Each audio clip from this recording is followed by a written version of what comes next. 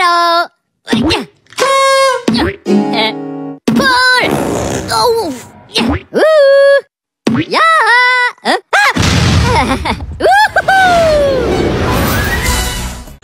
Hello everyone and welcome to Innovation Spotlight. Today, we're diving into the fascinating world of insulating paint. I am Hannah Juela Pabi, together with my groupmates, Angelica Delgado, Giancarlo Dumanais, and Micaela Jenrose Zapuez. Table of Contents. Introduction contains inventors and history, uses of the product, materials used, methodology or process, quality control, and lastly, summary and insights. Now, what exactly is insulating paint? Insulating paint, also known as thermal paint or ceramic insulating paint, is a type of paint designed to provide thermal insulation to surfaces it is applied to. It typically contains ceramic particles or other insulating additives that help reduce heat transfer through walls, roofs, or other structures. Ang insulating paint ay isang espesyal na uri ng pintura na naglalaman ng mga ceramic microsphere o iba pang insulating additives. Kapag in-apply, ang maliliit na sphere na ito ay lumilikha ng thermal barrier na tumutulong upang mabawasan ang paglipat or pag-transfer ng init sa mga dingding at kisame. Essentially, nagdaragdag ito ng karagdagang layer ng insulation para sa bahay or building. Ang concept ng insulating paints ay nagsimula ng ilang dekada, but it gained popularity in the late 20th century as a solution for energy efficiency in buildings. The development of advanced materials and the growing concern over energy consumption ay ang nag-udyok for its innovation. In 2019, Engineer Dexter De Castro, a Bicolano engineer, made a thermal insulating powder that can be applied as coating or paint which can reduce indoor temperatures by 30% to 60%. Bali ay yung product na ginawa niya ay inspired by NASA's technology. Ang coating na ginamit sa mga space shuttle ay gawa sa mga pre-cracked ceramic tile na may mataas na silica content, alumina, at nano-ceramic particle. Ito ang nagsilbing modelo niya. In the year 2023 naman, scientists at Stanford University have invented paint that can keep buildings and homes insulated year-round, significantly reducing energy usage, costs, and greenhouse gas emissions. In summary, there isn't a single inventor or discoverer of thermal insulating paint. Rather, it has evolved through advancements in material science and coating technology over time. Various companies and researchers have contributed to its development, aiming to improve energy efficiency and comfort in buildings. So let's proceed to the uses of the products or the uses of insulating paint. Uses of the products. First is, insulating paint is an alternative to regular paint. It is designed to increase the insulation of a building. It contains ceramic and glass microspheres that have low thermal conductivity and high thermal insulation values. Next is, insulating paint can be applied to the interior and the exterior walls of a building to increase the thermal insulation. Lastly is, it is designed to protect the outside walls of your home from moisture penetration, since dry walls always have lower thermal conductivity and less heat will be lost overall. Kagaya nga ng sinabi ng aking groupmate na si Hannah sa previous slide, so, ang insulating paint ay ginagamit upang mabawasan ang paglipat or transfer of heat sa mga dingding at kisame ng mga bahay or buildings. So, ito rin ay ginagamit bilang alternative sa ating regular na pintura.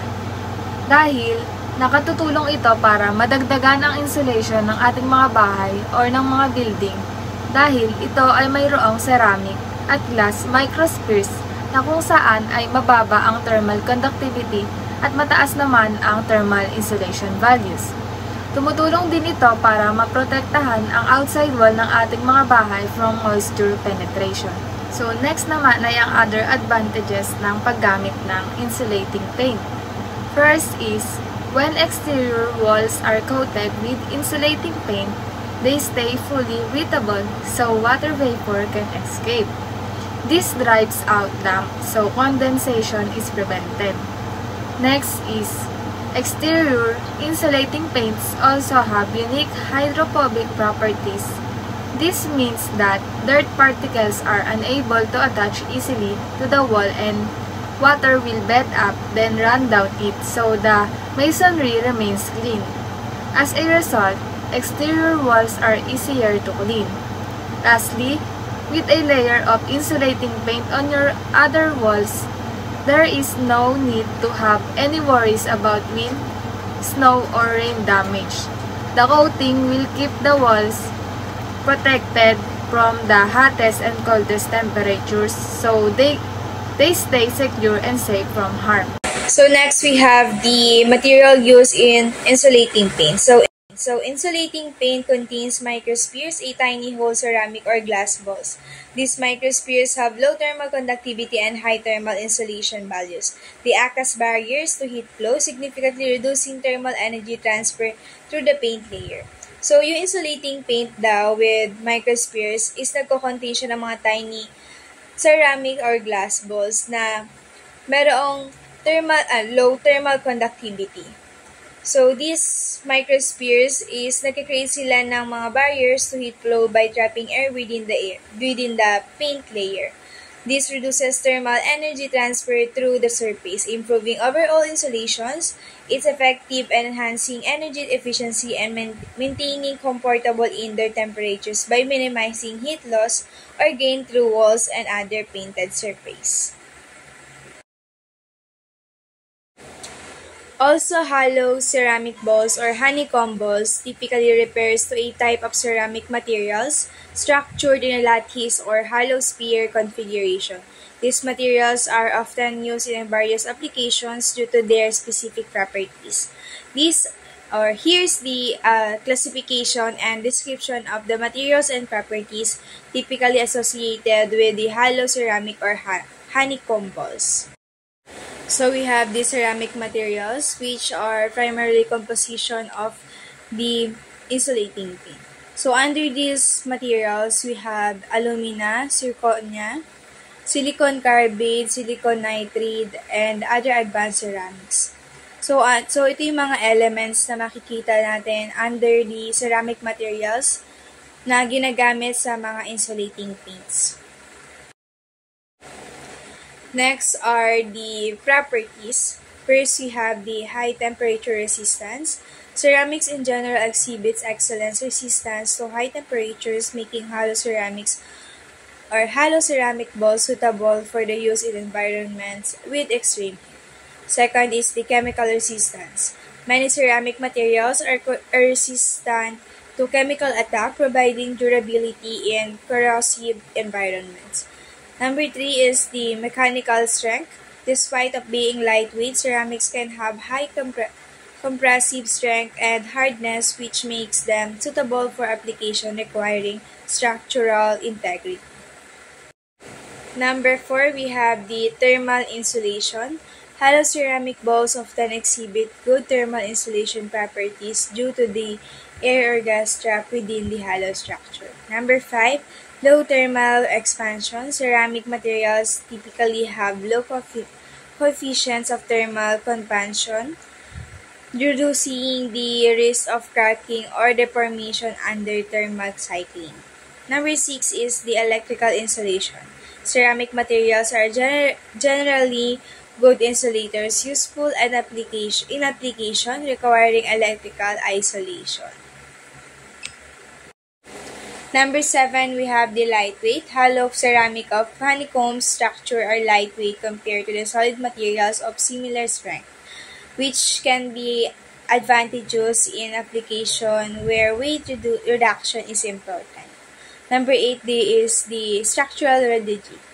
The lattice of the honeycomb structure provides structural rigidity and stability even with the presence of the voids of the hollow space. So, hollow ceramic or honeycomb balls are versatile materials known for their specialized ceramic composition and properties. They are tailored for various structural application that demands high mechanical strength and thermal insulation. The unique structure typically consisting of hollow interiors or a honeycomb-like arrangement provides them with exceptional thermal insulation capabilities. This makes them valuable in industries such as chemical processing, aerospace, automotive, and protect against harsh chemical issues. So, in summary, these ceramic balls often combination of durability and insulation, making them indispensable in environment requiring robust materials that can withstand extreme conditions while offering reliable performance. Paint is also known as a thermal barrier coating or insulative paint is a type of coating applied to surface to reduce heat transfers. Here's constructive methodology for studying or implementing insulating paint. Number 1. Begin with understanding what insulating paint are. They typically contain ceramic glass, microsphere, or other materials that create a barrier against heat transfer. Scientific papers and journals review academic literature to understand the principle behind insulating paints, their effectiveness, and the limitation of challenge.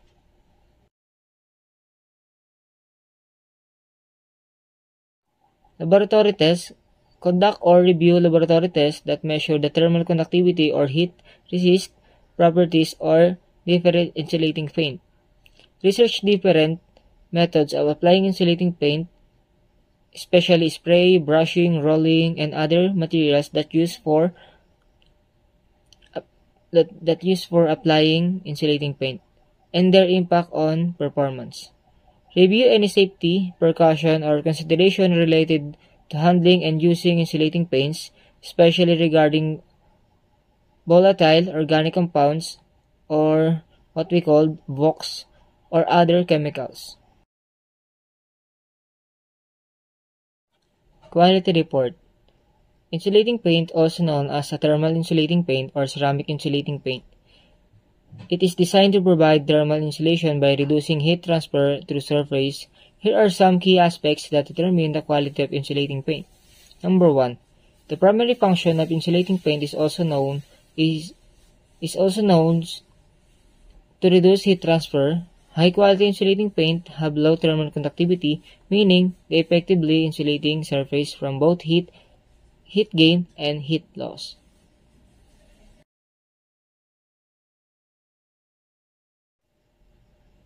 The thickness of the paint application and its coverage area per gallon are crucial. A good quality insulating paint should provide adequate coverage with a responsible thickness to achieve effective insulation. The durability of insulating paint is essential, especially for outdoor application or areas exposed to moisture and varying temperatures. Summary and insights. In summary, insulating paint is a new technology designed to further improve the thermal insulation of buildings. It is necessary to have a strong building structure made with insulating materials to protect the buildings from heat loss in cold climates and heat gain in warm climates. If you are considering using insulating paint on your home's walls, you will need to weigh up the pros and cons. Overall, it's certainly worth using it on your exterior walls, particularly if you have no cavity wall insulation. It may also be worth using it on your interior walls too in conjunction with good quality traditional insulation methods. So that's all, and thank you for listening.